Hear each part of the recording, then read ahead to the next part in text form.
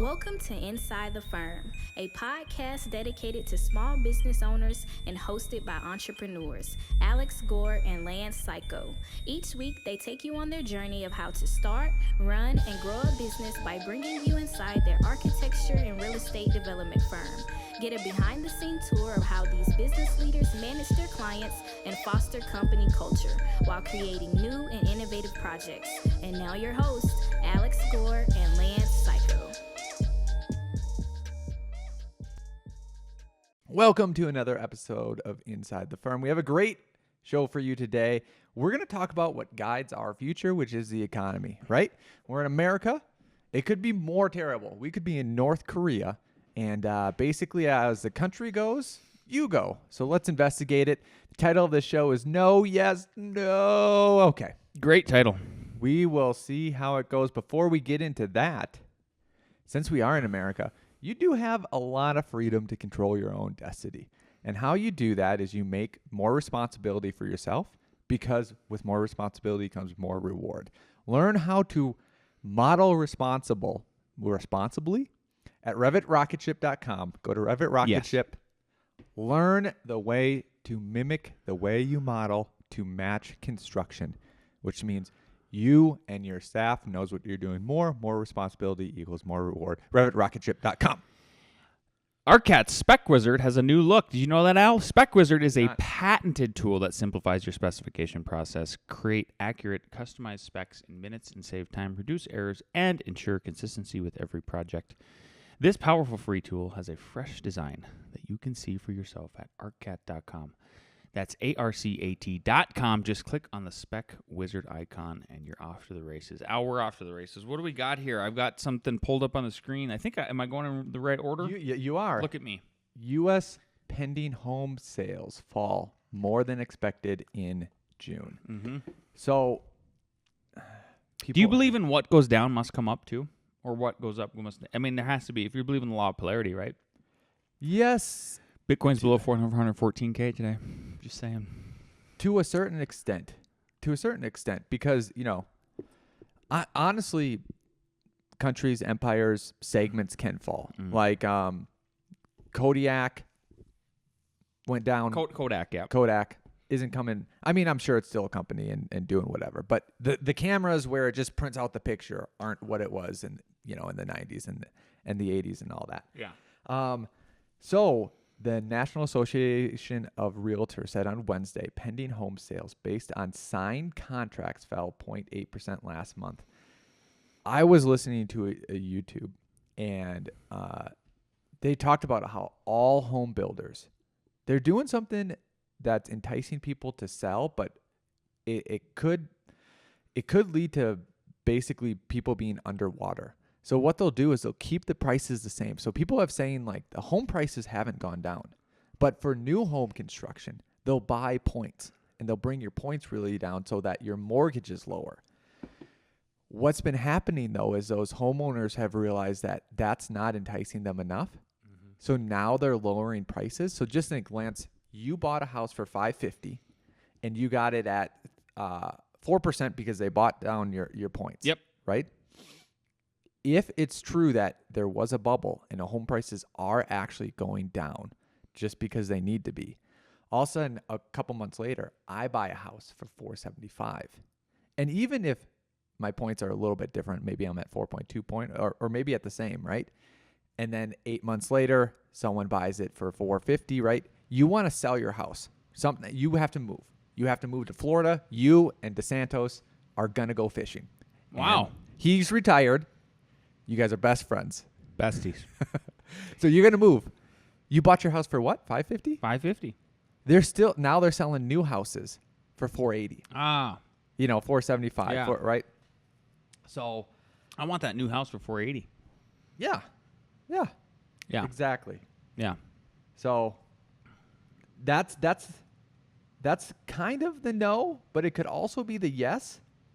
And then now we go into the tricky one. Next one? Yep. Yahoo. Oh, yeah. U.S. private employers add 104,000 jobs in big July rebound. Huh. I saw that, too, and I was like, see, this is what I mean. It's pretty choppy. Is it real? What do you think? I'm so glad you said that. That's why this is the name of the episode. So this article came out. This seems positive, right? Yeah. Yeah. Right? I should be happy. You should go. Yep. Even though did we have the best July in sales? No. So this is a big, almost just kidding, because the labor market added 70. Okay. Yeah. In July, the updated number isn't 104, it's 73. But the May jobs report, when it came out with that good news that you just had, right? So like if it was a couple months ago, it was 144. They revised it to 19,000. They revised it from 144,000 104,000. Yes? Is that what you're saying? Sorry, I just want to make sure. 144. Wow, okay. June, the jobs report was revised from 147 down to 14,000. Oh, no. So like why are they fake newsing it? Is this an administrative issue? You know what I mean? Yeah. Are they fake newsing it?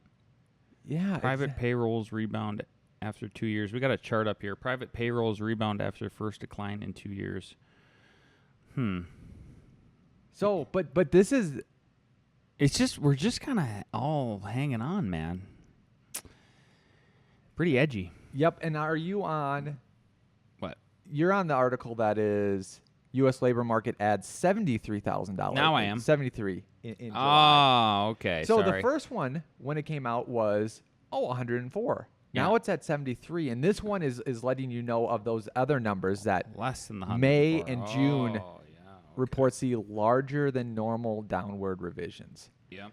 So like, holy cow! Yeah, Lance, please find that graph. U.S. labor market adds 73K jobs from the second. Yep, that. Click on that one. Nope. Sorry. Click on that one. Scroll.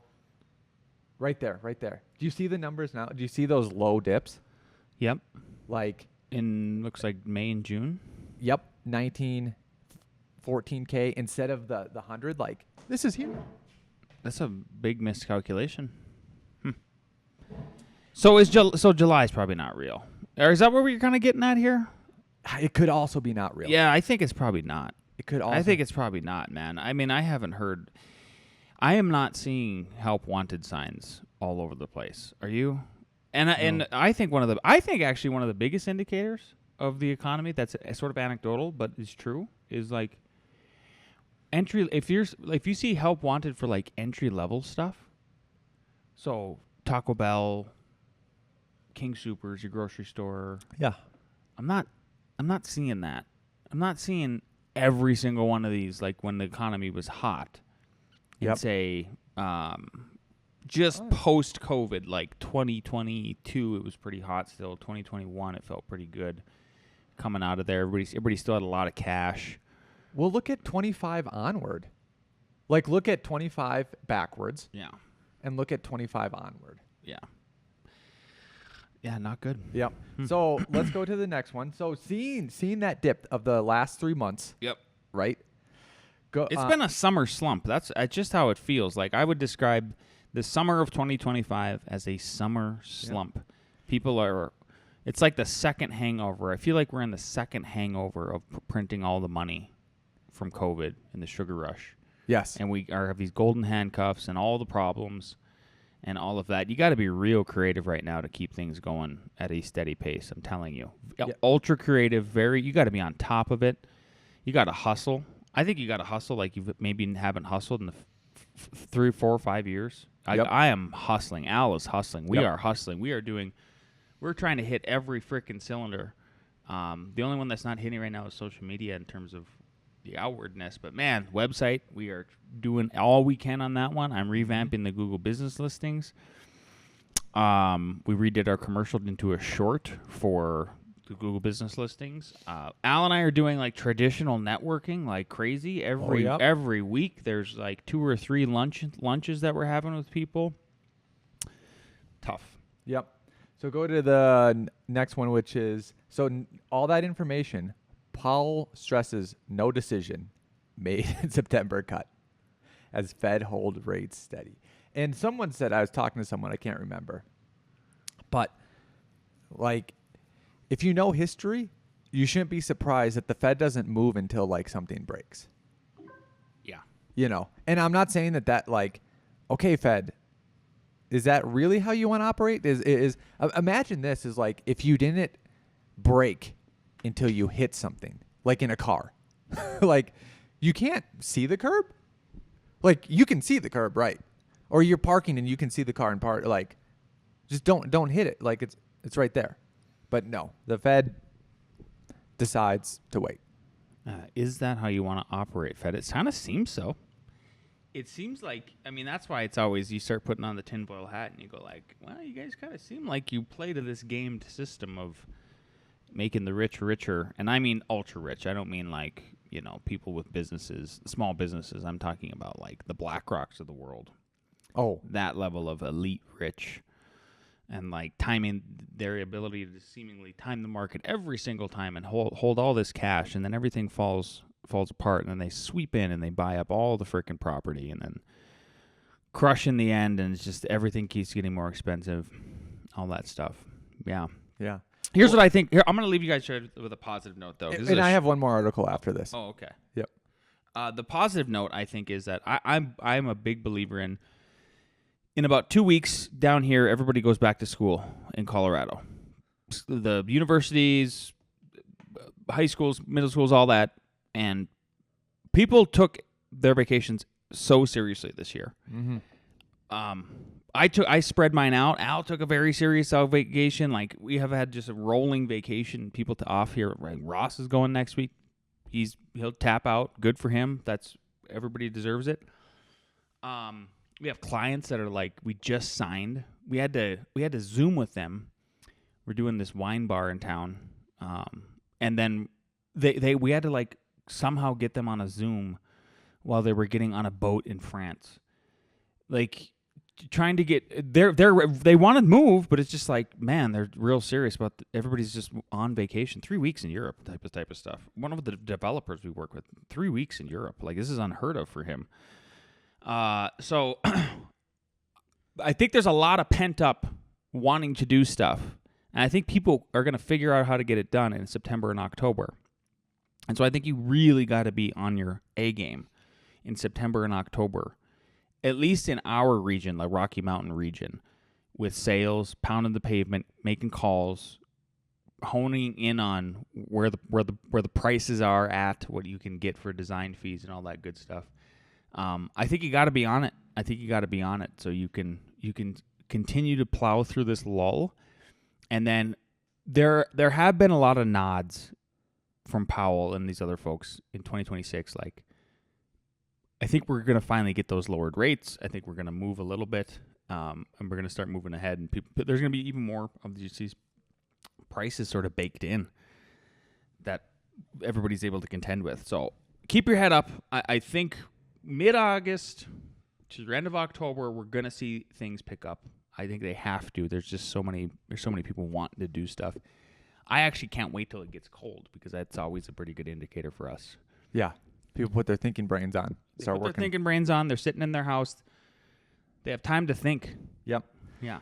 The last part of this episode is the okay part, and it might be even a good part, is that when you come against obstacles, hopefully you make a change. And this one sounds all right. And I actually just want to take it even further. California tackles housing costs with building code freeze and permitting reforms. So they just passed a law. Mm-hmm. I think that this is great. That let me find exactly what it says here. Okay. Gavin Newsom recently signed into law a budget bill for the state with many pro-housing provisions, including a 6-year pause on adopting or amending new building codes. So basically, what this also means is providing a period of stability. Good for you guys. In the next 6 years, normally they would tackle at least 2, maybe even 3 code updates. This is what I'm saying. Yeah. I think they just should be frozen. I've been saying this for a long time. You should have frozen them in 2006. The 2006 IRC was perfect. It was perfect. It was awesome. There was one jurisdiction down here, Erie, that maintained it and was still doing it, I think, up until like 2015 or 2017. So they had their own little freeze. Oh, Boulder County was like 2009 until like 2021 or something ridiculous. This is the way forward. So I hate to say it, but bravo, California. Yep. Bravo, Gavin Newsom. Hey, frankly, thank you, Gavin Newsom, you stud. And Look at you. You want to come fishing? Probably will. Your invite right now. That should be step one, honestly. I think Colorado, every state should do it, and they should do it for the next 10 years. And then after they do that for 2 years, then say like, okay, can we roll it back to 2012? We're going to thaw? Yeah, exactly. Freeze? Then they're going to go thaw to freeze again. That's what I would do. You make me king, and this is all possible. What is happening? I'm benevolent. Believe it or not. Lance Benevolent Psycho, that's what they call me. Yeah. Yep. There we go. And so hopefully, I think, you know what? Here's my ending on a positive note. You got to get positive, Al. Businesses, politicians, everyone, I think are now tackling real issues. Not that that's perfect, but I'm not hating on that bill. I'm not saying, blah, blah, blah. Don't make me think Gavin Newsom again. Great start. I think people are actually seeing real issues and trying to tackle them. That's the positive thing. They can no longer just sweep it under the rug. Yeah. Yep. The elephant is very obvious at this point. We already talked about Denver doing stuff. Bunch of stuff. Denver's doing a bunch of initiatives to make things Mike happen. Johnson. Yep. You want to come fishing? All right. Take us out. All right. If you like this episode, you're listening on the iTunes, always leave those 5-star reviews. Leave us a positive comment on the YouTube. Like, subscribe, and we'll see you next episode. Yeah.